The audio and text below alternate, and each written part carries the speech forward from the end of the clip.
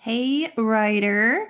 Today I'm talking to Jonathan Gunson, a children's author from New Zealand who is sharing some of his engagement strategies for authors on Twitter.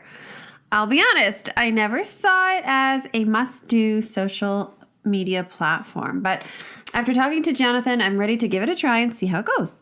If you're short on listening time today, I've summarized his tips for you. Just head to loriwriter.com/Twitter tips to get that PDF.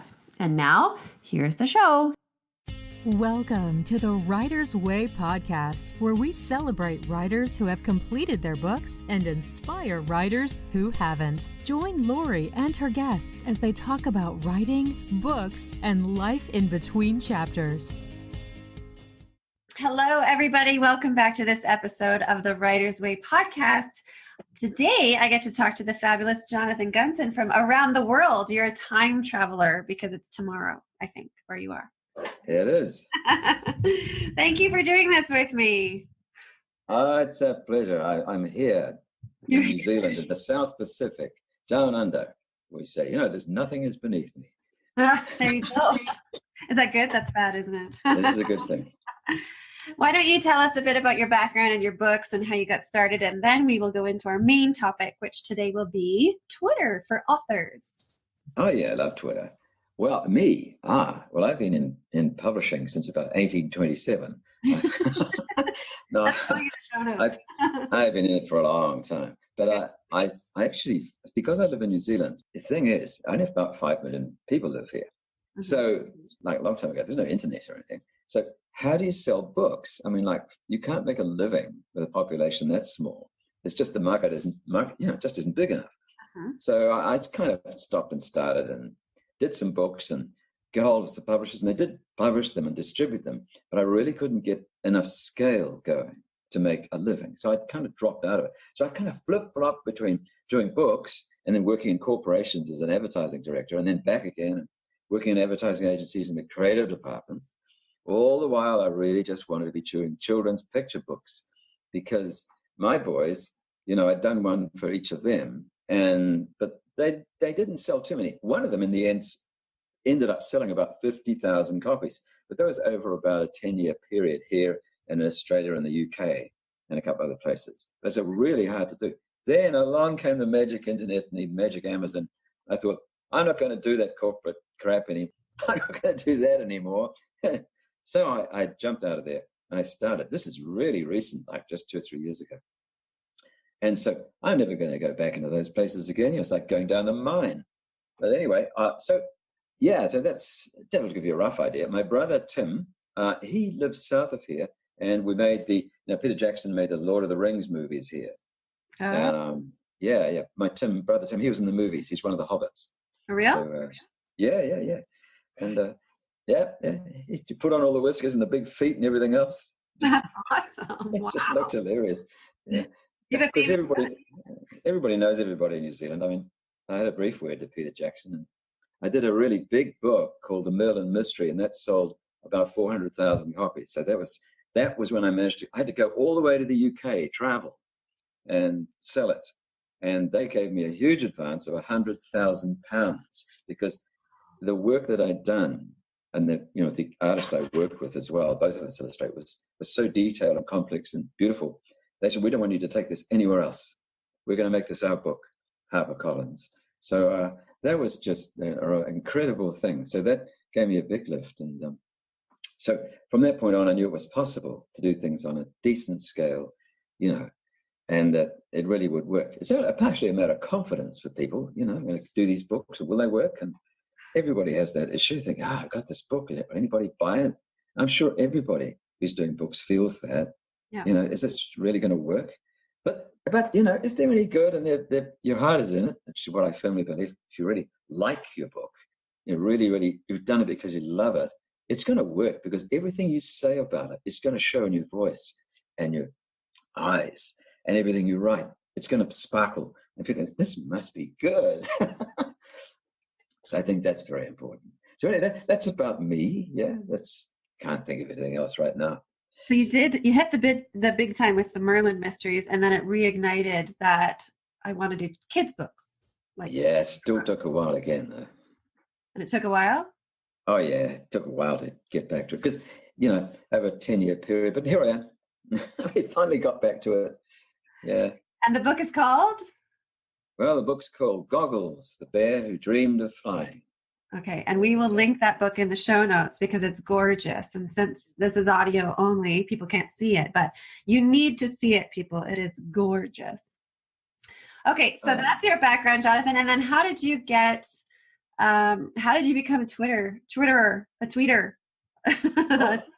Well, yeah, I never thought I'd be interested in doing anything like chat on the internet, talking to people. Okay. And then so you've got to join Twitter, Jonathan, because, you can promote your books on there. So I started, and I was really excited because I got 17 people in a few days to follow me. I thought, that's fantastic. I felt really important, all this feedback from 17 people. I don't know who the hell they were, but anyway, now I have 134,000 people. Whoa! Yeah, that took a few years to build up, but a large tract of them are authors, mothers, parents, people interested in books. Yeah. Because there's probably a lot of, weirdos and robots on there as well. I don't know, but the percentage of sort of rubbish followers is not very high. It's pretty good. That's good. No, it's not like Instagram. It's not like Instagram. No, well, probably. But I just weeded them all out as I went along and kicked people out and blocked people for years. So eventually ended up, people gave up trying to follow. Okay. Anyway, yeah, they come from all over the world, these people. Large tracts of them in the United States follow me on Twitter. The key thing about Twitter, I guess I should sort of talk about it and how people can use it, how you can promote your books with it, the best ways of using it to greatest effect for the least amount of work and effort. Mm-hmm. My particular name is twitter.com/Jonathan Gunson. Okay. So then you can go and look and see what I've done. Now, right now, I'm not using it a vast amount. I'm just setting up to use it. Okay. So there's a few things on there related to picture books and so on. But I will be using it shortly. Now, here's the thing. Most people who sort of start in on social media they get it wrong. They do this one big thing wrong, and that is to constantly shout, buy my book. See, if you picture like a radio station, like you listen to a radio station and you've got this gorgeous content on there, like you might love classical music, so you're listening to that, or you might like talkback of some kind, and so you're listening to the talkback, or it could be pop. Bruno Mars, you might like to listen to that. I love Bruno Mars, especially watching him. Oh, of course, everybody understands with the radio station, for it to stay on air, they have to run advertising. So I promise I'll get back to Twitter, but this is directly related to it. Okay. If people will run advertising on those stations, and you don't mind, you're driving along in your car, and there comes an ad. You go, it's an ad. So sometimes you'll listen to it, sometimes you won't. And then the program comes back. But if that radio station ran ads nonstop and nothing else, you'd pretty quickly tune out. You'd stop listening. But on Twitter, for example, or Facebook, or Instagram, or Pinterest, or LinkedIn, or any of the social media platforms, if you just stick your stuff up there saying, buy this, available now, people would very quickly tune out, switch off, just like a radio station. Mm-hmm. So the key is to get into conversation, put up interesting stuff, whatever it is, quotes, tips, tricks, links to really other interesting things that you've found. Mm-hmm. That's the first thing. Mm-hmm. And here and there, once you've built the audience, they get to find that you are interesting. Then you can say, and actually, I'm doing something secret. Like tomorrow, I'm going to release my new book, but I'm not going to tell you today. I'm going to tell you tomorrow. And then you put it up on Twitter the following day. Here's my book. I told you I'd release it. Here's a picture of the cover. By that time, people are very interested. So, I mean, that's what you do on Twitter. That's the content strategy. The thing is to ask people questions. That's the third thing. Yeah. You can find people so easily on Twitter. And some of these people are very high profile. But if you ask them a question in which they would be interested, that would appeal to them, most of the time they'll answer, as long as they're not just swamped. Yes. I mean, I try and talk to Leonardo DiCaprio. You might have a bit of a problem because he's just swamped, Yeah. But he might. I sent a tweet to William Shatner, right? And he replied, "Hey, Jonathan, in the South Pacific, how are you? Yeah, hey, I'm doing a new show soon. like this. He replied, and he replied more than once. He was Wow. amazing like that, William Shatner. So I said, hey, guess what? William Shatner said hi. Oh yeah, that's But- huge in my world. Yeah, well, people will talk to you on Twitter. No, Do you find they talk So- to you more on Twitter than they would like if you found William on Facebook no, or Instagram? No. So you feel like they're more accessible on Twitter? it's an immediate conversation on Twitter. Yeah. Very immediate, or can be if they're there, because you only have to type this limited amount of stuff. On Facebook, it's kind of like you're in a comments area under a post, etc. Yeah. Whereas Twitter's right out front, person to person is Twitter. Okay. It's not person to corporation. What Twitter is not is a broadcast media. People like to think, oh, I've got all those followers, Jonathan. You must stick stuff up all the time and broadcast to all these people. No, I do not. I just talk to people and have conversations if I can. And Now, how do you get a conversation going? You put something up there intriguing, and people will make a comment. You say, yeah, I agree. And a tweet under that, and they say, yeah, and I found another example. And it goes on. And sometimes you get this great big string of tweets with people passing it to and fro. That's what you want. Because what happens is other people see that, and they begin to join the conversation. So you're becoming known just by having a conversation that can go a little bit viral. This is not very specific, but these are the sorts of best things to do. One of the things I did put up on Twitter a lot was, this is a bit corny. It's almost hokey, but I made these really nice motivational quotes with a picture that fit the Twitter space perfectly. And I put up 2 or 3 of those a day, and every single day. And I put them on an automated system, buffer.com. Okay. And there's another one called hootsuite.com. Yeah. And they will send them out automatically. Now, what I did was, in the end, I made nearly 100 of these quotes, and I put them up in Hootsuite, and they will send them out about once an hour or once a day or once every minute. Depends what you do. About every 2 or 3 hours is best. Otherwise, you just annoy people. Okay. But every 2 or 3 hours. And so you put those out, and they will send them out. Even when you're asleep, those are going out. And the amount of attention you get at that is all out of proportion to the work you do. People commenting them, seeing them, recycling them, passing them on, and you're not doing anything at all. So when you go live on Twitter, in between times, you can see your quotes have gone out. You start saying other things like, start to ask someone a question, make a statement about some interesting thing. Like Margaret Atwood just released her new book. This is, I don't read Margaret Atwood, but I know she did, and I know she's important, so I thought I'd better say so. Yeah, you say something. It doesn't matter as long as the communication's there. And right across the top of Twitter, you can put anything you like. Your books, a picture of you, great big advertisement for your latest book is probably the best thing. You can change it anytime you like. You can just stick your name right across the top. And of course, it works perfectly on a smartphone or right across an iPad or even bigger on a laptop. So Twitter's always been a very good medium. Now, what I also did was I built a list, an email list of about 7,000 people, which is a good list, email list, simply by putting tweets up there. And I rotated this twice a day with 3 times a day. That's right. I had 3 different pictures from my picture book, Mr. Smudge's Thirsty Day. Oh. And it's a lovely little picture book. Oh, by the way, if anybody wants that, you can go and get it. It's at freebook.fun. Freebook.fun. And if you go there, you'll see Mr. Smudge looking at you, waiting for you to download him. He's a Siamese cat. He was the family cat, and I made a picture book about him. But it's free. But anyway, I will put. Sorry, interrupted you. I was going to ask, how long did you do that for to get to 7,000 subscribers? About 18 months. Oh, okay, long Took haul. about that long. The second time I did it, I got more efficient, and it took about 6 months to add another 7,000. Wow. So, yeah, it's just the more people you have on there, of course, the more followers you have, the more effective it's going to be. So I was cycling an ad which said, free download, Mr. Smudge's Thirsty Day. Mr. Smudge is waiting to talk to you. Mr. Smudge wants to give you to give him a drink. I'd say all these interesting, quirky things that a cat might say. You can go and get them here. Yeah, so people click on it because it takes them straight over to the opt-in page.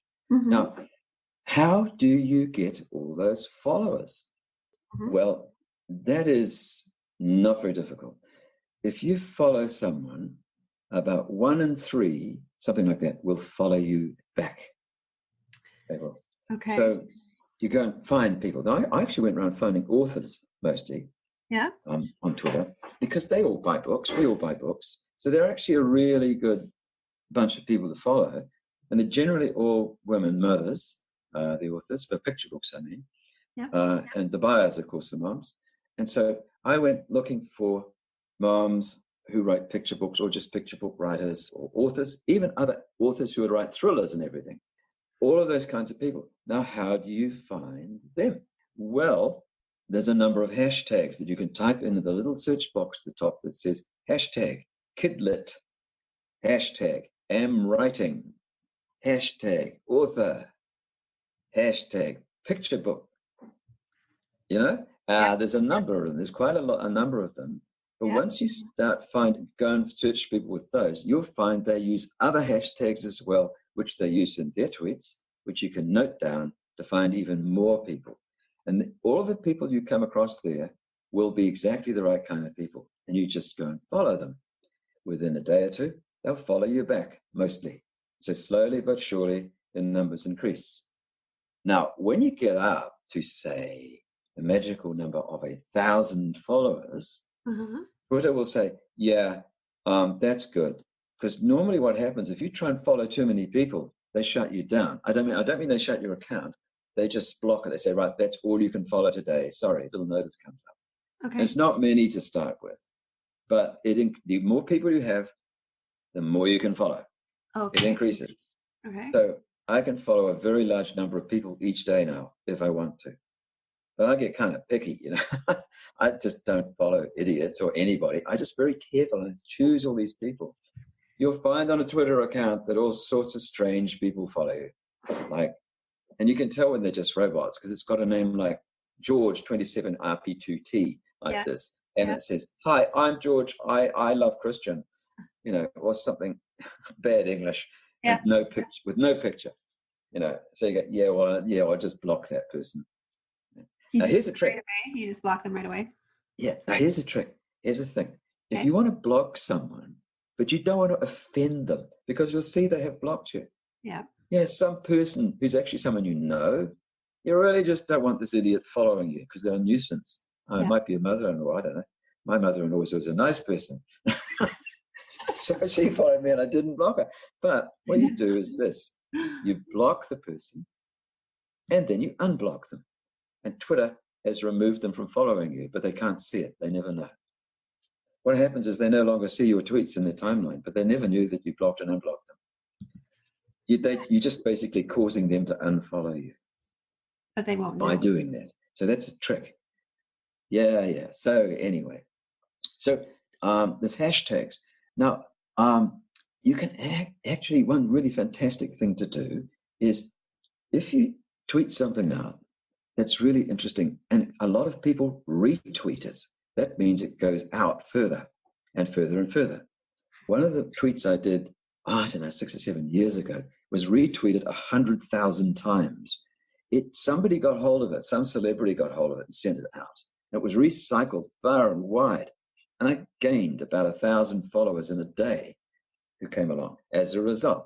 So if you do get a tweet that's worked really well like that, and you will get them, you tweet something out and somebody will get, actually, that's great. You've said even something about your book that's funny. There's a little picture from it. Because in the picture book business, we're just sitting in the perfect place to put pictures on Twitter. Just pull something out of your book and put it up there and write something underneath it. If you do have a successful one, you can actually then retweet your own tweet. You can tweet it again. You go down the bottom and click the little thing that says retweet. And it puts it right back up the top again. And then more people will follow it and more people will cycle it. Then a week later, retweet it again. And what's happening is underneath it, the number of times it's being seen goes, you can see the number going up and up and up. People look at that number, go, oh, that must be important. I'll retweet that. And you just keep on going up and up and up. So that's retweets. Awesome. So it just increases the social proof. It does. It does. Yes, that's it exactly. Do pictures work better than Like, do you recommend to put a picture or an image in your tweet? Well, you can't do that all the time. Otherwise, you just end up exhausted having to constantly come up with pictures. Yes. You can say quite pithy little things. Okay. You know, one line, not much. And they're fantastic as well. If you're clever. Yeah, you just say something. You can go and steal it from somewhere else. But one of the wonderful things to do is choose a topic of something that's happening at the moment. And the only tiresome thing I see on Twitter is that people who don't like Donald Trump, it doesn't matter what you put up there, they'll bend it to say something negative about him, even though it's got nothing to do with him. I'm just using him as an example. You know, mind you, he's probably one of the most successful people on Twitter. I've had a look at what he does. And he just says these things up there, whether they make any sense or not, doesn't really matter, because he tacks a word on the end of it. He says, sad, or the so-and-so did this. Awful decision. You know, he's really brilliant and come out with these crisp little statements and tacks an emotional word on the end. Silly thing to do, or very successful, or I'm so proud, or whatever. But it's very emotionally striking, you see. So he's got it sussed. I'm not suggesting go follow Donald Trump and get into a discussion with him. Because a lot of people, half of the population, won't like you anymore. But it's just an example. Yeah. Now, the main thing is on Twitter, it's all about the relationships you build and having a conversation with people. Because it's just like on Facebook, you get to know people that you would never have possibly known otherwise. Yeah. But the thing about Twitter is it happens a lot faster, a lot more quickly, like really quick. You can contact someone who you hope will talk to you. They generally will, if they're just in a position of influence, but they're not necessarily famous. They're just very influential. Like, who's that? Ariana Huffman, the HuffPo owner, the Huffington Post. Oh, the yes. Huffington Post. Ariana Huffington. Ariana Huffington, yeah. Yeah. It took me a while to put that together. I thought you were back to talking about Ariana Grande, so I was like, oh no, no, I'm not going to talk to her. I'm not interested. I'm more important than she is. I agree. So anyway, much like all the other social media platforms, what we're all coming to realize is it's not screaming about your product or your service. It's about making relationships, having conversations. Yeah, and if you do that, they will spread the word for you. But it sounds like it's very fast moving. It is. The thing is, if you put a tweet up there, it's like a leaf in a stream. It just drifts away really quickly, never to be seen again. So you got to keep making statements and asking questions and interacting. I wouldn't suggest spending more than 15, 20 minutes a day interacting on Twitter, though. One of the other big tips, if another author or writer or anybody you admire or looks at put something up on Twitter, and they say they're very proud of it, or they that they want people to see it, immediately comment on it. They will reply. They love to. They're waiting to say, look, it took me a year. Yeah, hey, listen, and they'll go on about it. You say, God, that must have been a bit of a strain. But do you have any family time? They say, well, that did suffer a bit, and you suddenly, within minutes, formed a relationship, and they will remember you. And you do that a few times with lots of people. And you get to know some really useful people. So later on, like, for example, book reviewers, you can find them on Twitter. Oh. And so you contact about 10 to 15 book reviewers and start doing exactly that with them. What are they saying? Do not ask them to review your book. Right. Just say, look, that book you recommended yesterday, I got it. It's just beautiful. I love it. I don't know why the author uses a pseudonym or a name like that. It's nuts. But hey, the book is glorious. Thank you for revealing it. I'm very pleased. They say, glad my recommendation worked. Yeah. Do that a few times. They will remember you. And so once you build up a little relationship with them, at some point, some months down the track, not 2 hours down the track, you can say, look, I've got my own book coming out. Not would you review it? I'm just going to send you it because I know you're going to like it. Because remember we said about so-and-so you like that? It's a bit like that. I'll send it to you and see if you like it. You can tell me. They are hard to review at that point. And they say, actually, this is really good. I might review it. Say, that'd be great. So it's a kind of stepped process. If I can go to this famous stepped process for contacting people and getting them to do things to help you, it goes like this. I used the radio station allegory before. There's another one, and that's the ship, the great big cruise liner. And it's coming into the harbor, and the big crowd waiting on the dock, and people are cheering on the ship, waving to their friends because they're arriving, and to make the big announcement, toots, and the ship pulls alongside. Now, how the heck do they moor that ship? How are they going to tie it to the dock? Well, they open a big docking door at the front of the ship and the back on the side of the ship.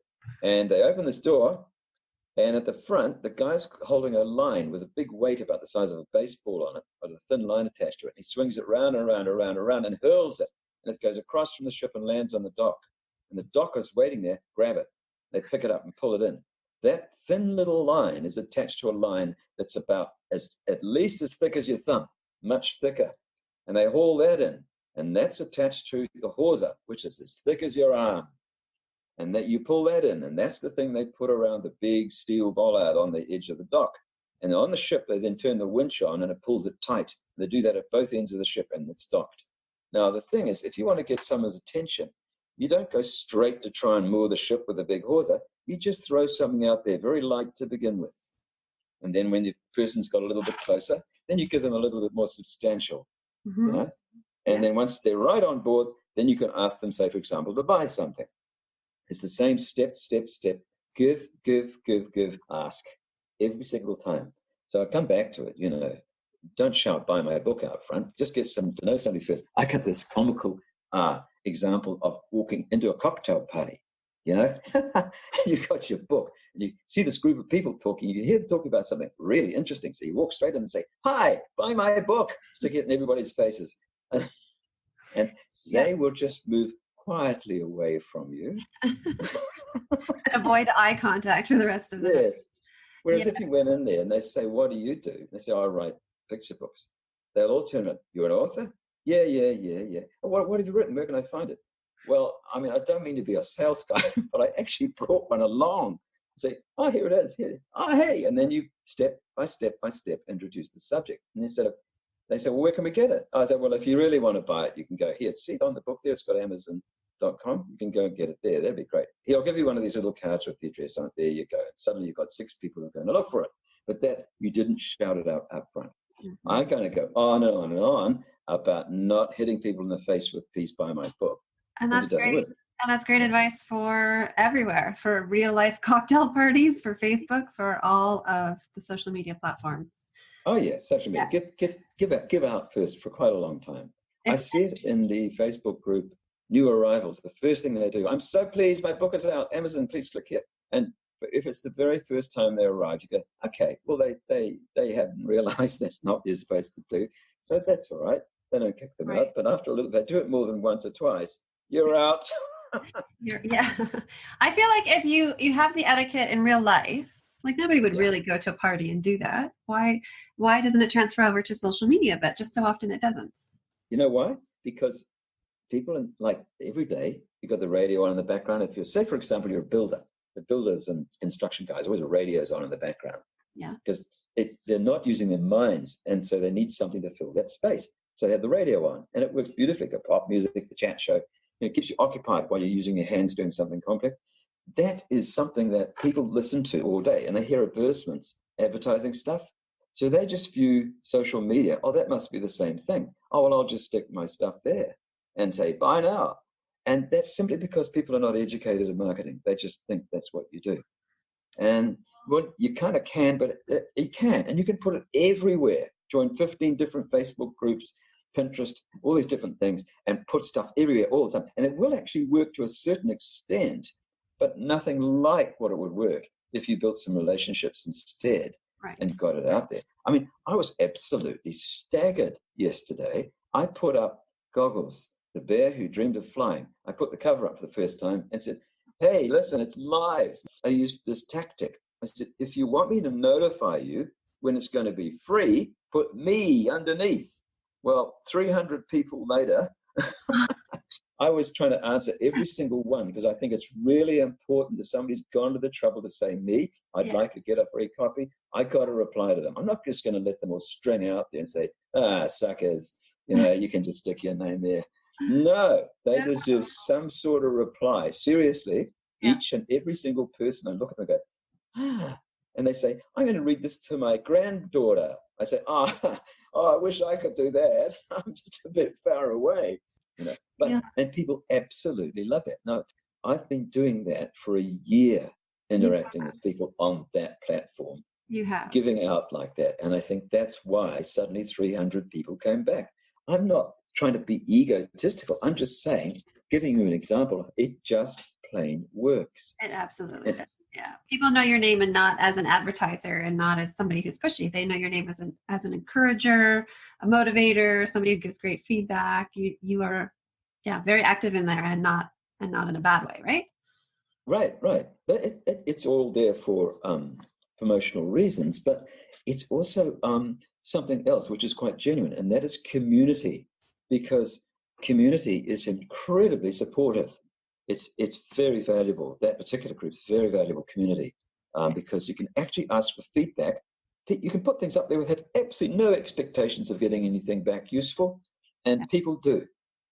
It's just a community, so that's almost family, that is incredibly important. That's one of the best Facebook groups I'm in, for sure. There's a lot of not great ones. That one is a great community, and you're a big part of that. So thank you. Oh, well, it's a good thing. I mean, I see what you do with your books. Really interesting thing I learned. I'm not talking about, I think I covered Twitter. I mean, do automate tweets. And if you're looking for people, go and use hashtags. Okay. If you want to build your list, follow people and they will follow you back. Use pictures.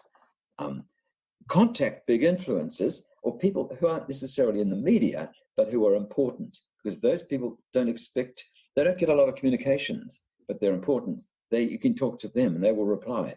Like what kind of people? Heads of corporations that are publishers or something, they might, or PR people, public relations people, or radio station announcers, or television announcers. Okay. People don't really talk to them that much. And so I saw your program last night. You aced it. That guy you're talking to, you left him in the dust. I say, it was a bit embarrassing. I say, no, it's really good. That's another relationship you're building. People who are high profile, but don't necessarily get the massive communications that a rock star will, Yeah. Like Beyonce, I don't think I'll try and contact her because she's kind of like a bit busy. Maybe a bit. Maybe just a bit. Yeah. I feel like you are a really natural extrovert and really good at conversation.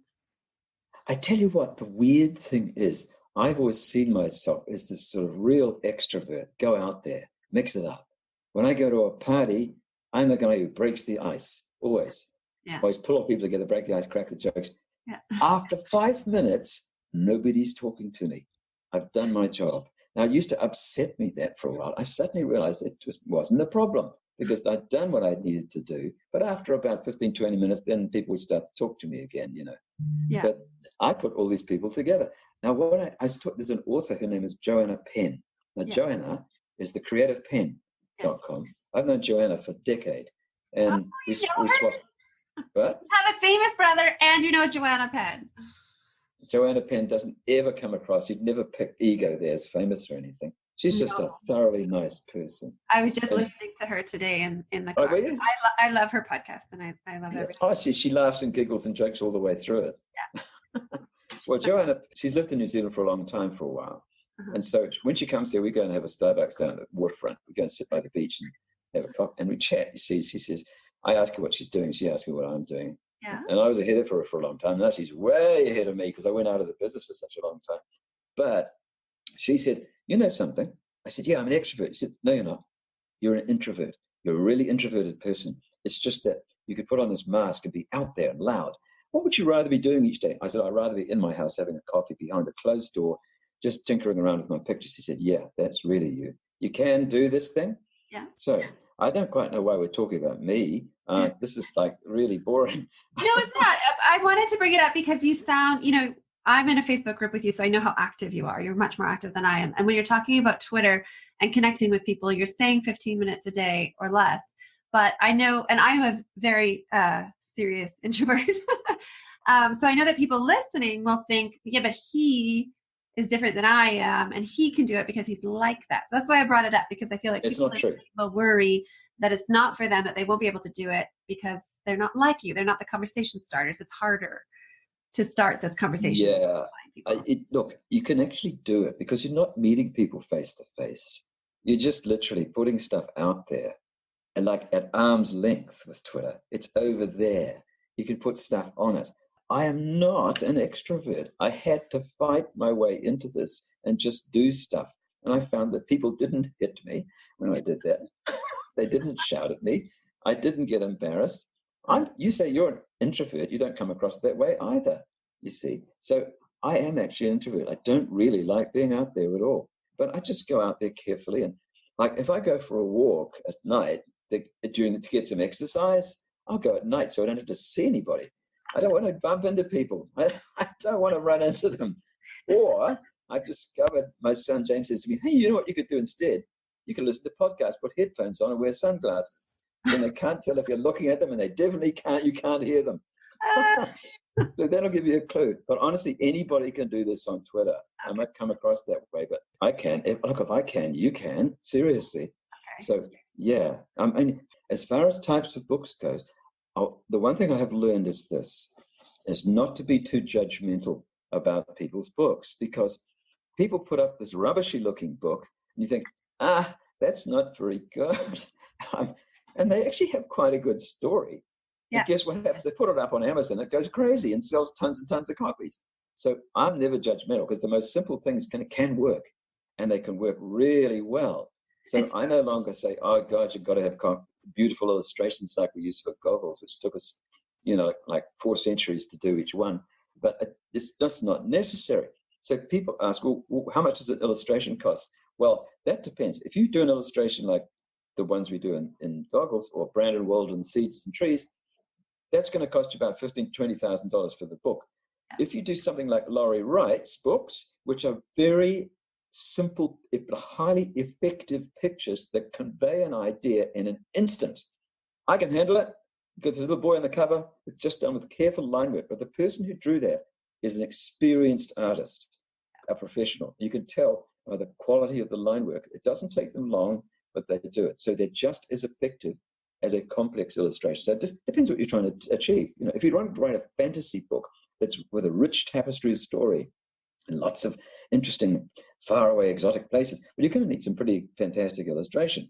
But if you just got a simple message to put across, you don't need a lot. Now, 2 kinds of books. One is the storybook, a lovely, rich storybook. And then the other one is the message book, which says, like Jay Maletsky makes jokes about these. He says, I'll bury the bullies, learns to be nice. I always want those sorts of in-your-face type titles don't work. Like, look, let's go for diversity. Well, yeah, sure, but don't stick that in the title. Just show it in the story. Message books do work in your face. Yes. They do. They just like, I can handle it. Those are message books. But the way they're done is they're deliberately like that, and all very cheerful and very clear. So all of your books work like a charm. And they're not sort of obnoxious titles. They're just sweet, helpful titles, and they don't say, they're not wagging the finger at anybody. Mm-hmm. But for me, I like to write stories. I won't do that. I like to weave the message through a story if I have one to say. Mm-hmm. So I won't come out front and say it in the title. But kids will pick it up on the way through, because then they want to read the story, and they'll take it in the bed at night with a flashlight, and they'll sneak reading it because they can't get enough of it. Now, that's what you want. I mean, I believe that the imagination is the greatest gift we have. If we can encourage that in our children, they kind of, once it's expanded, it never goes back. It stays expanded. And they begin to see all the possibilities of the world, and then later on they can solve problems and see the way through things and make decisions and come up with fantastic ideas. That's the power of that. That's why I'm so enthusiastic about children's books and reading, getting them reading. Mm-hmm. So that's why I'm so interested in story and fantastic storyline. Yeah. The world with our books, right? Help children and change it. Yes. Thank you so much for sharing all of your information. What's your website? I don't think we said that. you can see my website. It's live. Yeah. It is jonathangunson.com. Oh, perfect. Okay. So we will include all of that information in the show notes for people. You had tons to share. Thank you so much for joining me from around the world. I'm really glad to have done this. It's such a treat. I love talking on a podcast and audio because nobody can see me. You don't even have to wear pants. No, I just like it. All right. Well, thank you very much, Laurie. It's a great pleasure to be on your podcast. It's a wonderful podcast. Thank you. You have wonderful books. Thank you. Thank you so much. Thank you. I can't wait to get yours. All right. Okay, bye. Bye for now. Bye-bye. Thanks for listening today, writers. What do you think? Will you be giving Twitter a try? Are you already using Twitter with great success? Either way, look me up. I'm still learning.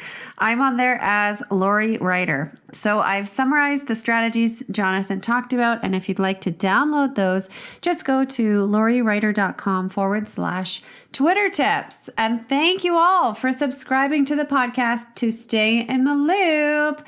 Talk to you next week here on the Writer's Way podcast. You've been listening to the Writer's Way podcast. For show notes, links to guests' information, and to learn more about the Writer's Way, check out lauriewriter.com. Until next week, enjoy this chapter of your life.